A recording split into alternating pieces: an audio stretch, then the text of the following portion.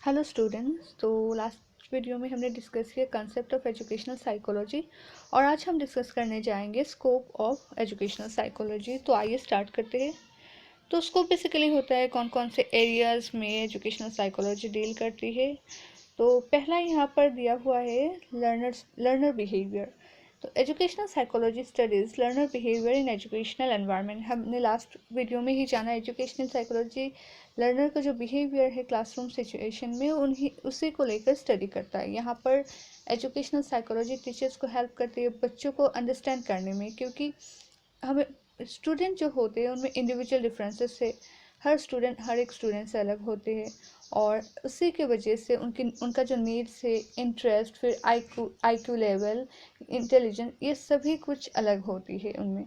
और जिसके वजह से टीचर्स को ये सब कुछ समझना और फिर उसी के अकॉर्डिंग अपने क्लासरूम को डिज़ाइन करनी पड़ती है, अपनी टीचिंग को प्लान करनी पड़ती है। तो इसीलिए एजुकेशनल साइकोलॉजी में लर्नर का जो बिहेवियर है, उनका इंटरेस्ट, उनका नीड, इन सब पर बहुत ही ध्यान दिया जाता है।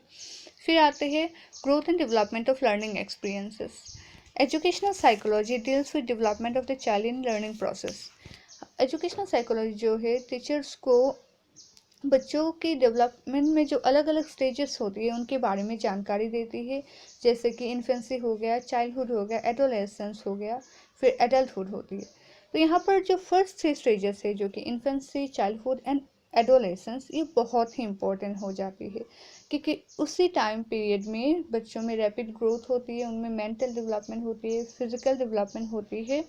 तो इस सब स्टेजेस के बारे में नॉलेज होना टीचर्स के लिए बहुत ही इम्पोर्टेंट हो जाती है टीचिंग लर्निंग प्रोसेस में, क्योंकि इसी के आधार पर ही टीचर अपने स्टूडेंट को गाइड कर पाते हैं, उनके मेंटल कंडीशन के बारे में जानते हैं और हेल्प कर पाते हैं अपने स्टूडेंट्स को। फिर आते हैं लर्निंग प्रोसेस।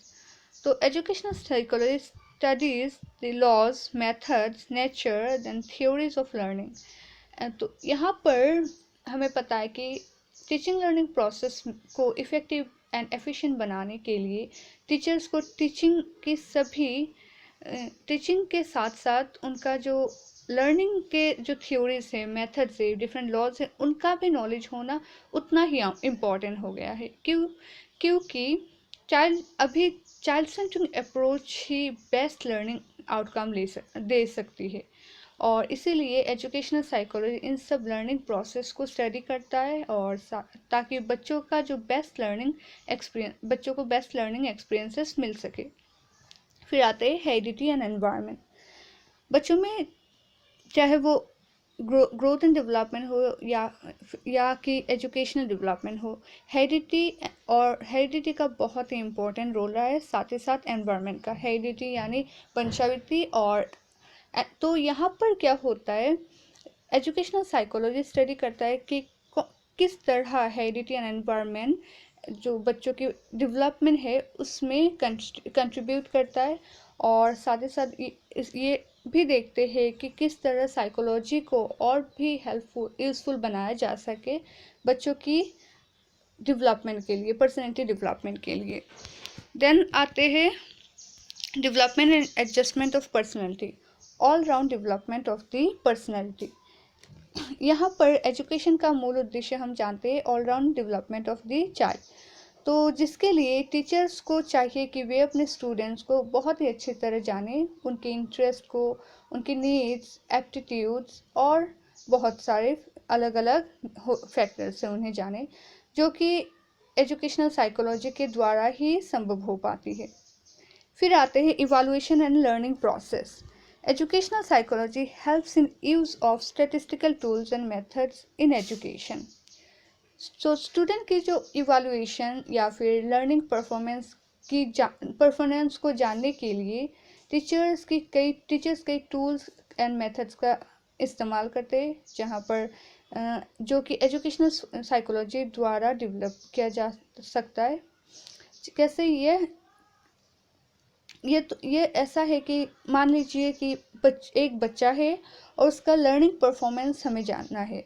तो यहाँ पे टीचर क्या करते हैं, टीचर कोई भी टूल जो है, एवैल्यूएशन टूल, जैसे कि एक टेस्ट टेस्ट कंडक्ट कराते। तो यहाँ पर बच्चा अगर क्लास 7 का हो तो टीचर क्लास 7 का जो मेंटल एज है उसी के हिसाब से वो क्वेश्चन सेट करेंगे, ना कि क्लास 9 का या 10 के बच्चों के मेंटल एज के हिसाब से।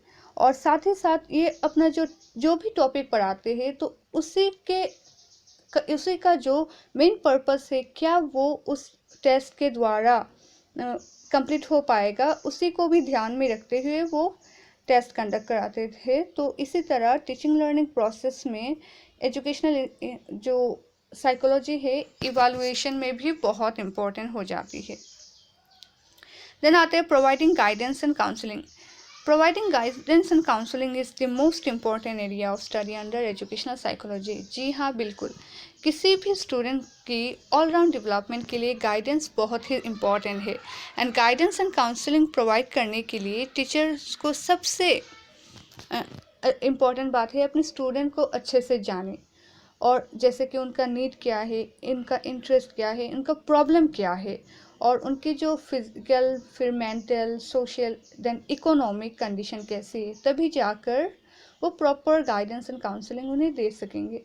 तो इसीलिए गाइडेंस एंड काउंसलिंग एक इम्पॉर्टेंट एरिया ऑफ स्टडी हो जाता है एजुकेशनल साइकोलॉजी के अंदर में। देन आते हैं मेंटल मेजरमेंट।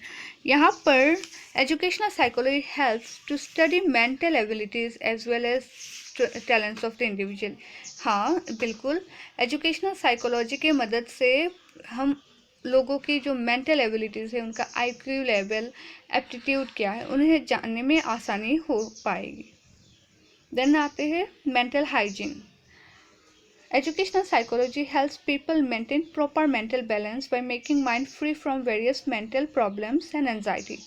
हमें पता है आजकल की जो भागदौड़ में ज़्यादातर लोग मेंटल इश्यूज़ के शिकार है, जैसे कि एनजाइटी हो गया, डिप्रेशन हो गया और कई अदर प्रॉब्लम्स से। तो यहाँ पर जो एजुकेशनल साइकोलॉजी का नॉलेज है ये बहुत ही हेल्पफुल हो जाती है लोगों को एक healthy, stress free mental balance बनाने में और मेंटेन करने में। जैसे कि अब यहाँ हमने पहले भी डिस्कस किया गाइडेंस एंड काउंसलिंग। यहाँ पर लोग गाइडेंस के अलग अलग प्रोग्राम्स होते हैं, तो अगर लोग सफ़र कर रहे हैं तो ये ऐसे मेंटल प्रॉब्लम से, तो ऐसे काउंसलिंग सेशंस अलग अलग होते हैं, काउंसलिंग के प्रोग्राम्स, तो ये सब अटेंड कर वो अपने प्रॉब्लम को सॉल्व कर पाएंगे। तो इसी तरह गाइडेंस एंड काउंसलिंग का जो स्कोप है बहुत ही वाइड है। और साथ ही साथ कुछ और मैं पॉइंट्स बता देती हूँ, जैसे कि कैरेक्टर फॉर्मेशन हो गया, वेल एडजस्टेड पर्सनैलिटी, फिर क्लासरूम मोटिवेशन, क्लासरूम में कैसे मोटिवेशन बच्चों में बढ़ानी है, और इसी तरह अलग अलग क्लासरूम में जो इश्यूज़ आते हैं, तो यहाँ पर एजुकेशनल साइकोलॉजी बहुत ही हेल्पफुल होती है। तो यहाँ पर हमारा टॉपिक ख़त्म होती है। Thank you.